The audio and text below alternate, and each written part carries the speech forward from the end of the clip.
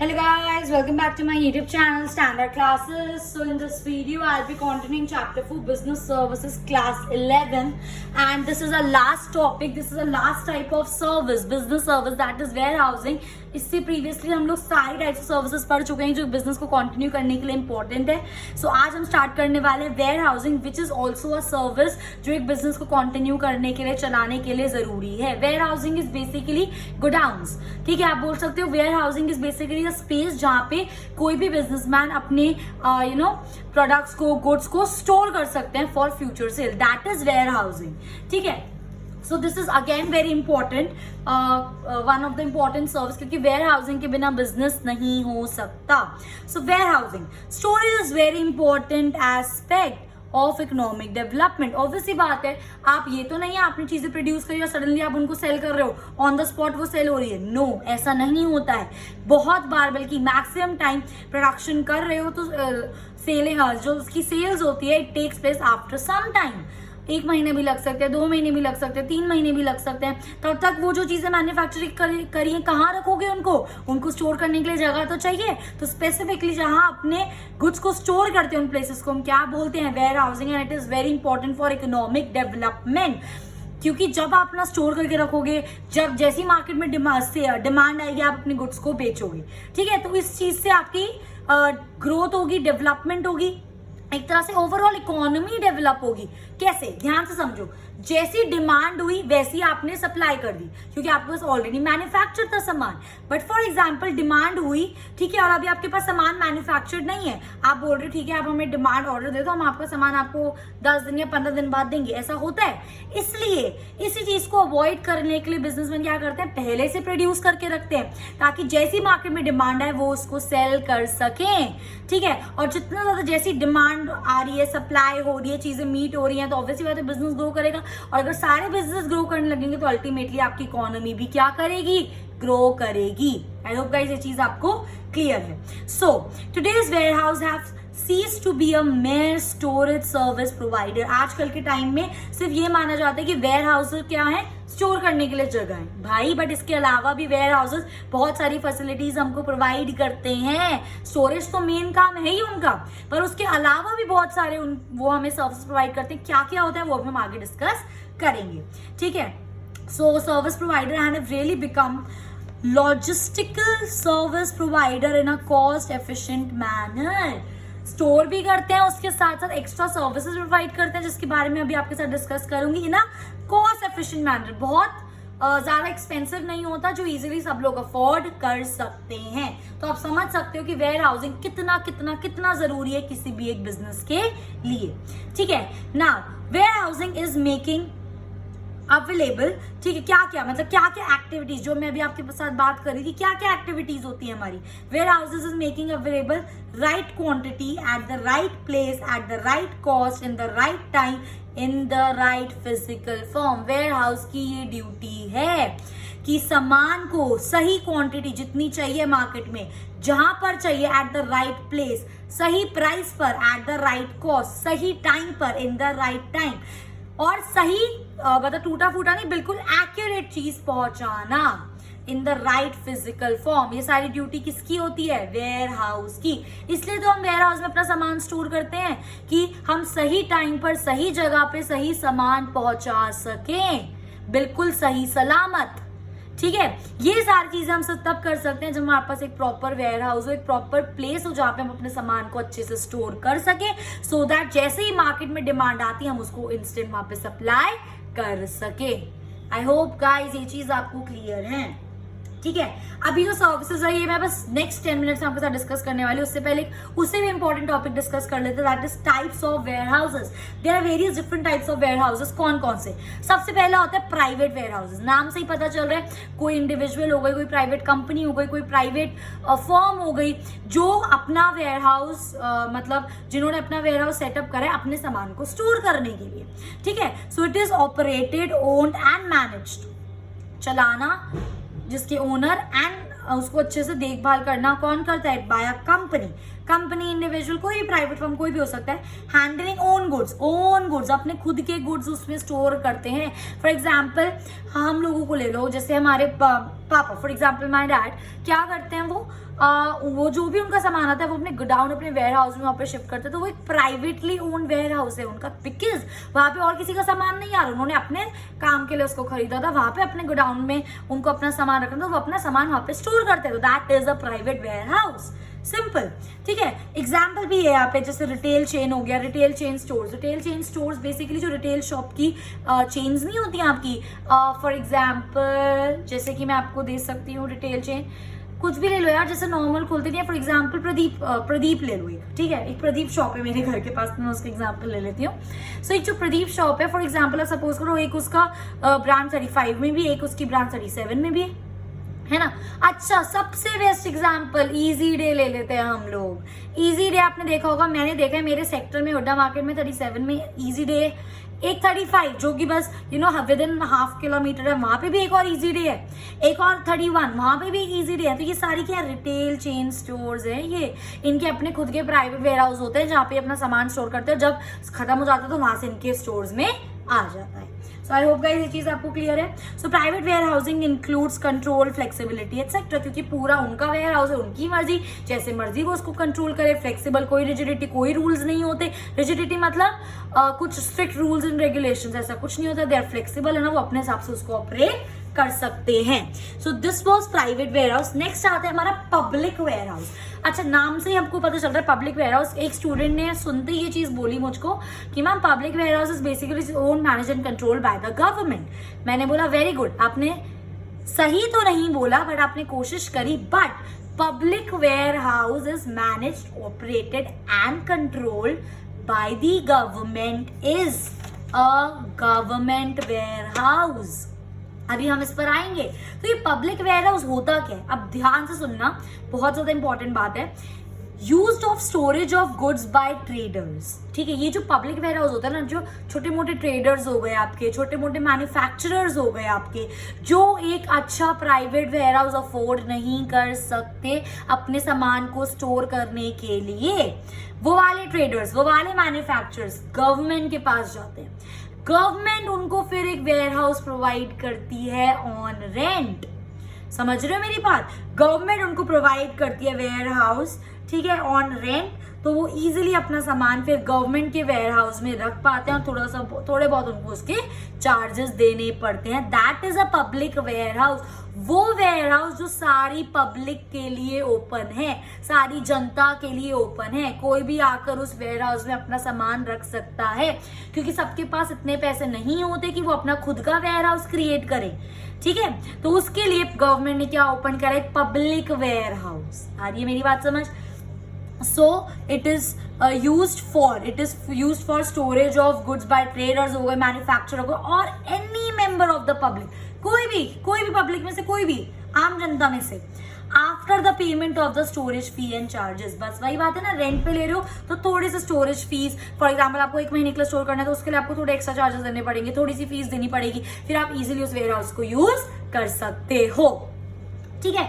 Government regulates the operation of these ware house. Government के ही होते हैं ये, पर गवर्नमेंट इसको अपने लिए यूज नहीं कर रही। जो वेयर हाउस गवर्नमेंट अपने लिए यूज करती है वो गवर्नमेंट वेयर हाउस होते हैं, पर ये पब्लिक वेयर हाउस भी होते गवर्नमेंट के लिए, पर कोई भी पब्लिक में से आके इन वेयर हाउस को यूज कर सकता है। तो एक तरीके से they are operated by the government only, government ही इनकी देख रेख करेगी, ठीक है।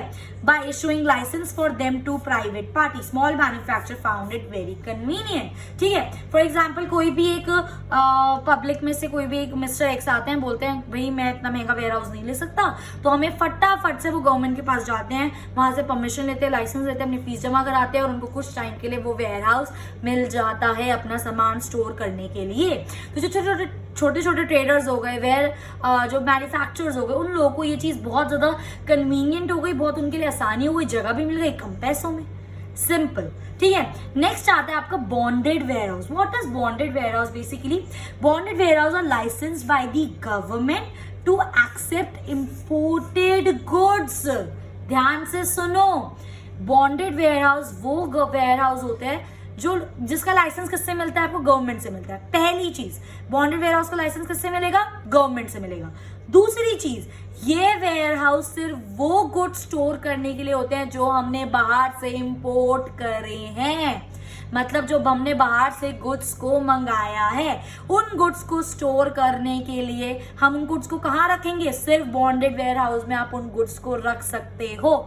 एज अ स्टूडेंट मैं आपको एक चीज बताना चाहूंगी, जब भी हम गुड्स को बाहर से मंगाते हैं तो वी हैव टू पे सम कस्टम ड्यूटी। फॉर एग्जाम्पल मैंने गुड्स बाहर से मंगाए, अब मैं वो गुड्स तब तक अपने घर नहीं लेके जा सकती जब तक मैंने उस पर कस्टम ड्यूटी पे ना करी हो। Custom duty is a type of a tax. जब तक मैं उस पर वो कस्टम ड्यूटी पे नहीं करूंगी, मैं अपने गुड्स जो मैंने बाहर से मंगाए हैं वो अपने घर लेके नहीं जा सकती। और कस्टम ड्यूटी ये नहीं होता 1000 2000, काफी मतलब गुड अमाउंट होता है कस्टम ड्यूटी को पे करने के लिए, ठीक है। तो ऐसे बहुत सारे बायर्स होते हैं जो बाहर से सामान मंगवाते हैं और on the spot custom duty पे नहीं कर पाते because of its high amount. तो वो गुड्स कहाँ स्टोर करे जाते हैं? बॉन्डेड वेयर हाउस में स्टोर करे जाते हैं। और गवर्नमेंट बोलती है कि जैसे आप अपनी कस्टम ड्यूटी पे कर दोगे इन गुड्स पे, आप ये गुड्स अपने घर लेके जा सकते हो।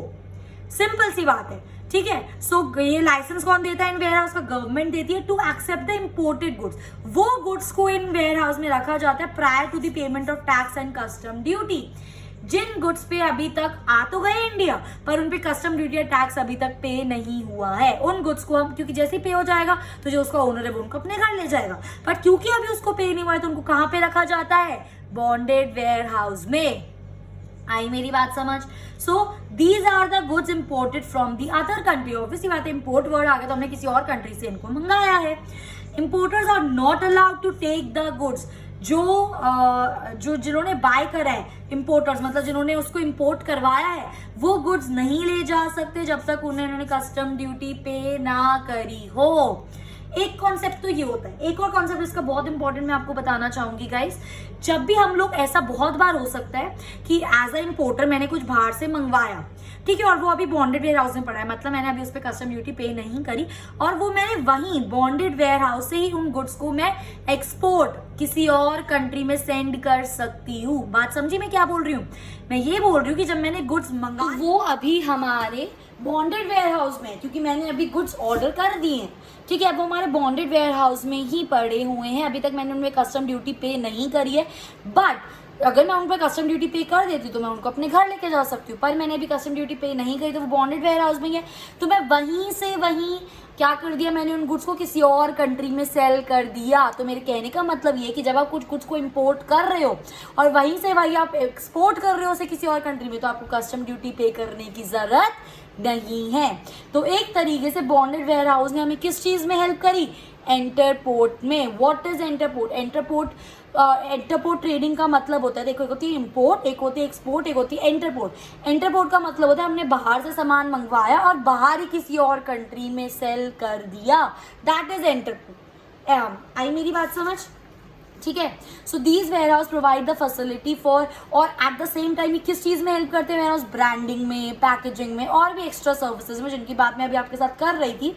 Importers can export the good, जिन्होंने मंगवाया है वो गुड एक्सपोर्ट कर सकते हैं डायरेक्टली बॉन्डेड वेयर हाउस से without paying the custom duty. जैसा कि मैंने अभी आपको बताया, कस्टम ड्यूटी पे करने की जरूरत नहीं है, डायरेक्टली आपने गुड्स इंपोर्ट करे, बॉन्डेड वेयर हाउस में पड़े हैं, वहीं से वहीं आप डायरेक्ट उन पे क्या कर दो?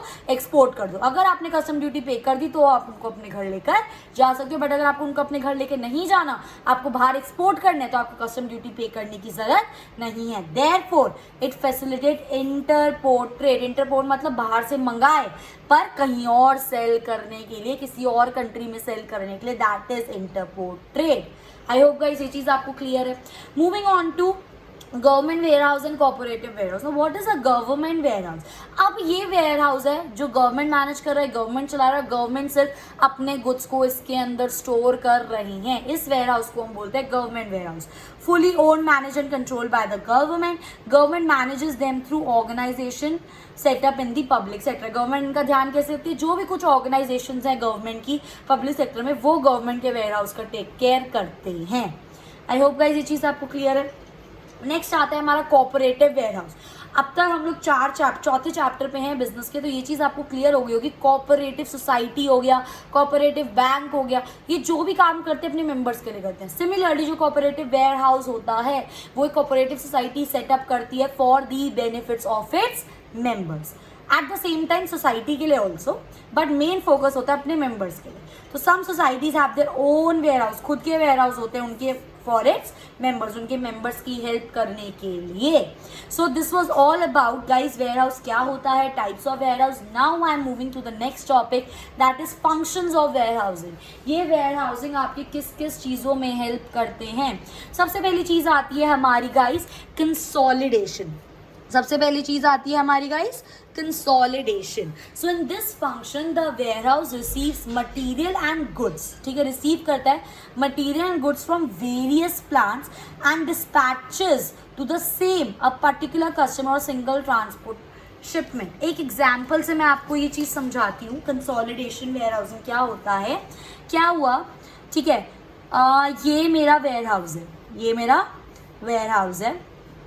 यहाँ पर प्लांट ए से कुछ सामान आया, प्लांट बी से कुछ सामान आया और प्लांट सी से कुछ सामान आया। डिफरेंट डिफरेंट प्लांट से डिफरेंट डिफरेंट सामान इस वेयर हाउस में रखा हुआ है, ठीक है। अब ये वेयर हाउस क्या कर रहा है, कस्टमर्स को सामान प्रोवाइड कर रहा है। फॉर एग्जाम्पल मिस्टर एक्स को ये सामान प्रोवाइड कर रहा है, ठीक है। तो इसने ए भी, बी भी और सी भी, तीनों, मतलब कहने का मेरा मतलब ये है कि वेयर हाउस ये हेल्प करता है डिफरेंट डिफरेंट जगह से सामान लाने में और कस्टमर को एक ही बारी में सारा पहुंचाने में। ऐसे नहीं होता कि ए आ गया वेयर हाउस में तो सबसे पहले मिस्टर एक्स को आप ए दे दो, ए वाला गुड प्रोडक्ट प्रोवाइड कर दो, फिर उसके बाद आपका बी आ रहा है वेयर हाउस में तो आप फिर उसी कस्टमर को बी प्रोवाइड करने जा रहे हो, फिर आपका सी आ रहा है तो उसी कस्टमर को सी प्रोवाइड करने जा रहे हो। नो, कितनी बार ट्रांसपोर्टेशन कॉस्ट लग रही है, ए को भी देने जा रहे हो, बी फिर बी वाले गुड को भी देने जा रहे हो, फिर सी वाले गुड को भी देने जा रहे हो, ट्रिपल टाइम ट्रांसपोर्टेशन कॉस्ट लग रही है। तो एक तरह से हम कंसोलिडेट कर दिया।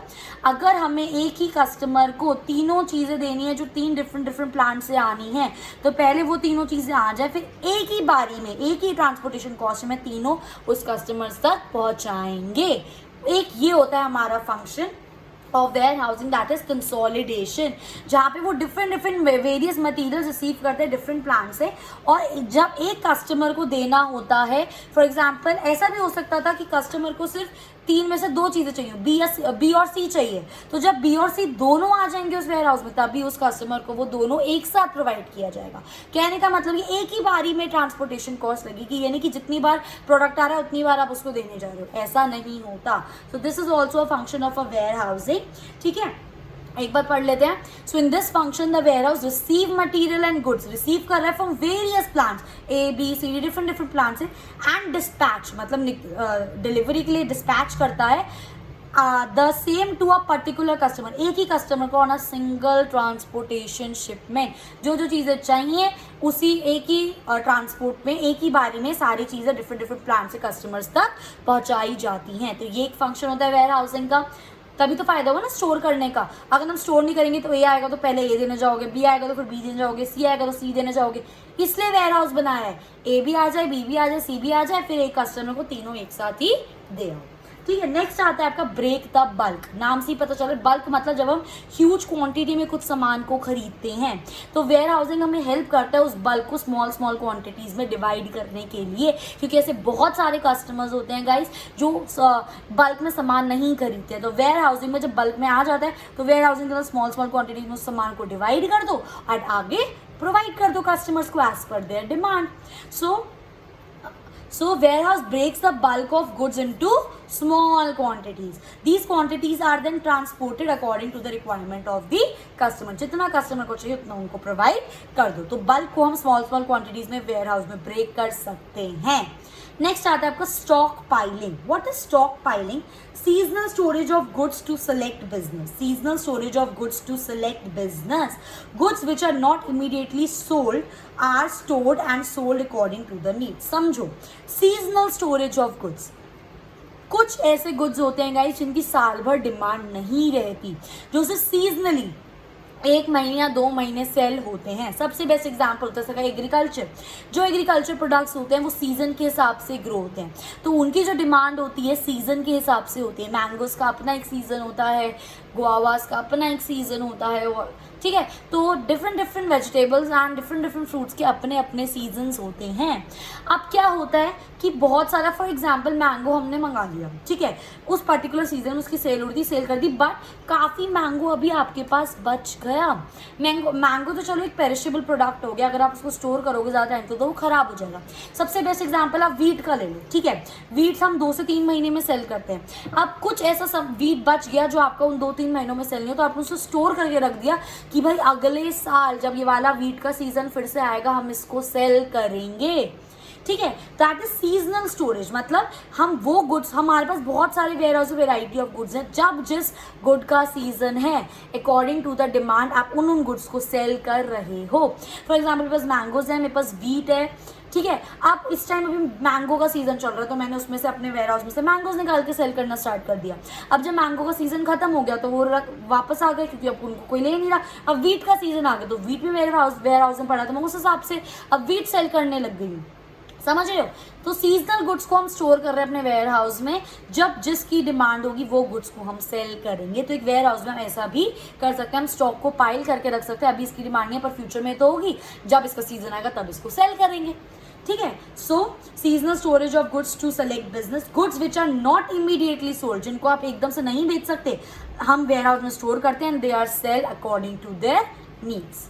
क्लियर। नेक्स्ट आता है आपका वैल्यू एडेड सर्विसेज, मतलब स्टोरेज के अलावा वेयर हाउस और क्या क्या सर्विसेज प्रोवाइड करता है, जिसके बारे में मैं स्टार्टिंग ऑफ दी टॉपिक में आपसे डिस्कस कर रही थी। वो होती हैं मिक्सिंग की सर्विसेज, पैकेजिंग की सर्विसेज, लेबलिंग की सर्विसेज, ये सब भी वेयर हाउस में होता है। जब भी आप कोई सामान लेने जाते हो मार्केट में, आपको बिल्कुल अच्छे से पैक्ड लेबल्ड मिलता है, ठीक है। ऐसा बहुत बार होता है कि आप सिर्फ डायरेक्ट सामान उठाकर ले आए हो अपने वेयर हाउस में, अब उसी वेयर हाउस में आप उसको लेबल कर रहे हो, अच्छे से पैक कर रहे हो, सेट कर रहे हो, आई कैन से उसको एक्यूमुलेट कर रहे हो, यू नो, अच्छे से इकट्ठा कर रहे हो। तो ये सारी चीज़ें भी आपकी वेयर हाउस में हो सकती हैं। नेक्स्ट आता है आपका price stabilization, which is very important. Price stabilization, देखो वेयर हाउस में हम क्या कर रहे हैं, एक तरीके से अपना सामान स्टोर कर रहे हैं, ठीक है। अब जब मार्केट में उस चीज़ की डिमांड बहुत ज़्यादा है पर उसकी बहुत शॉर्टेज है, फॉर एग्जांपल मैं कोई गुड ए सेल कर रही हूँ मार्केट में, ठीक है, और गुड ए की ना मार्केट में बहुत ज़्यादा डिमांड है। जब डिमांड ज़्यादा होगी तो ऑब्वियस ही बात है, जब उसकी सप्लाई कम है, शॉर्टेज है, तो उसका प्राइस लोग उसको महंगा करके बेचेंगे, ये तो अंडरस्टूड सी बात है, नेचुरल सी बात है। तो जब कोई चीज़ महंगी हो रही है तो आप क्या कर सकते हो, या यूजुअली गवर्नमेंट क्या करती है, गवर्नमेंट करती है चीज़ें, गवर्नमेंट क्या करती है कि चीज़ की डिमांड ज़्यादा है, लोग उसको महंगे में बेच रहे हैं, और उसके पास अगर वो गुड ए स्टॉक में पड़ा है वेयर हाउस में तो वो उसको मार्केट में लेके आती है, क्योंकि प्राइस इसलिए ज़्यादा है क्योंकि उसकी सप्लाई कम है। अगर गवर्नमेंट उतने ही स्टॉक को और मार्केट में लाती, सप्लाई बहुत सारी हो जाएगी, तो प्राइस ऑटोमेटिकली क्या हो जाएगा, कंट्रोल हो जाएगा। सिमिलरली गाइस उल्टा हो सकता है, डिमांड किसी चीज़ की कम है और प्राइस उस चीज़ का बहुत ज़्यादा फॉल हो रहा है। डिमांड कम क्यों है, क्योंकि सप्लाई बहुत ज़्यादा है, सप्लाई ज़्यादा है या फिर डिमांड कम है, कैसी भी अज्यूम कर लो, जिसकी वजह से प्राइस बहुत ज़्यादा कम है। तो गवर्नमेंट चाहती है कि एटलीस्ट थोड़े बेटर प्राइस पे चीज़ सेल हो, तो वो गवर्नमेंट क्या करेगी, ले लेगी सारा गुड ए मार्केट से और उसको स्टोर कर देगी वेयर हाउस में। तो वेयर हाउसिंग आपका प्राइस को स्टेबल करने के लिए भी यूज़ किया जा सकता है। जब किसी चीज़ की सप्लाई कम हो, प्राइस ज़्यादा हो, तो वेयर हाउस से सामान मार्केट में ला दो ताकि सप्लाई बढ़ गई, प्राइस ऑटोमेटिकली कम होगा। सिमिलरली अगर किसी चीज़ का प्राइस कम है, डिमांड कम है, सप्लाई बहुत ज़्यादा, सप्लाई ले लो वापस, वेयर हाउस में स्टॉक कर दो, क्यों वेस्ट कर रहे हो, सस्ते में बिक रहा है, कोई खरीद नहीं रहा, तो स्टॉक कर दो, जब उसकी ज़रूरत होगी इकोनॉमी में तब निकालना सामान, ठीक है। So by adjusting the supply of goods with the demand situation, जिस हिसाब से डिमांड है उसकी सप्लाई को एडजस्ट करने के लिए warehouse performs the function of stabling price, जो कि मैंने अभी आपको एक्सप्लेन करा। लास्ट होता है आपका function, that is financing. Warehouse owners advance money to the owners on security of goods and further supply goods on credit terms to the customer. ध्यान से समझो, एक वेयर हाउस है, ठीक है, इस वेयर हाउस के आपके ओनर हैं मिस्टर एक्स। अब कोई इनके पास एक ट्रेडर आता है जिसको पैसों की बहुत ज़्यादा ज़रूरत है, तो उस ट्रेडर ने क्या करा, जो उसके पास गुड्स थे ना वो इस वेयर हाउस में रखवा दिए और एज अ सिक्योरिटी, और मिस्टर एक्स से उसके बदले में थोड़े पैसे ले लिए। होता है ना कोलैटरल, कि हम कुछ चीज़ गिरवी रखवा रहे हैं, उसके बदले में पैसे ले रहे हैं, जब हम आपके पैसे दे देंगे तो आप हमें हमारा सामान दे देना, ठीक है। सो मिस्टर एक्स ने बोला कि ठीक है भाई, तुम मेरे को सामान दे के जा रहे हो, तुम्हें पैसे चाहिए, मैं तुम्हें पैसे दे रहा हूँ, जब तुम मुझे मेरे पैसे दोगे मैं तुम्हें तुम्हारा सामान वापस कर दूंगा। ठीक है। तो मिस्टर एक्स ने ट्रेडर को पैसे दिए, ट्रेडर को पैसे मिल गए और मिस्टर एक्स को क्या मिल गया, सम्मान मिल गया। अब मिस्टर एक्स ने जो पैसे दिए, तो वो उनको पैसे मिलेंगे ऑब्वियसली, विद इंटरेस्ट भी हो सकता है। अब मिस्टर एक्स उस सम्मान का क्या करते हैं, आगे यूज कर सकते हैं कस्टमर्स को उधार पे देने के लिए। तो एक तरह से it is a kind of a business, हम पैसे भी दे रहे हैं उन लोगों को उधार, जो उन्होंने सामान दिया उसको हम आगे क्रेडिट पे सेल करके और अर्निंग्स कर सकते हैं। पर इसका ये मतलब नहीं है सारा सेल कर दो, क्योंकि जब वो ट्रेडर वापस आएगा आपको आपके पैसे देगा तो आपको सामान भी देना पड़ेगा। ठीक है, थोड़ा सा बैंकिंग सिस्टम जैसा है कि बैंक वाले में हमने जाके पैसे दे दिए अपने, ठीक है, बैंक आगे उसको क्रेडिट पे उधार दे रहा है, पर एट द सेम टाइम वो कुछ अपने पास रखा है कि बाई चांस कोई हमसे लेने आए तो हम उसको सामान वापस उसके पैसे दे सके। उसी तरीके से एक वेयर हाउस भी यूज करा जा सकता है। So I hope guys ये चीज़ आपको क्लियर है। With this I have completed chapter 4 business services of business studies। I hope ये चीज़ आपको क्लियर। आपको छोटा सा कोई भी थोड़ा बहुत भी डाउट हो, फ्रीली कमेंट करके मुझसे पूछो यार, I will definitely answer your queries. So if you like my video, please do like, share and subscribe with your friends, and thank you for watching.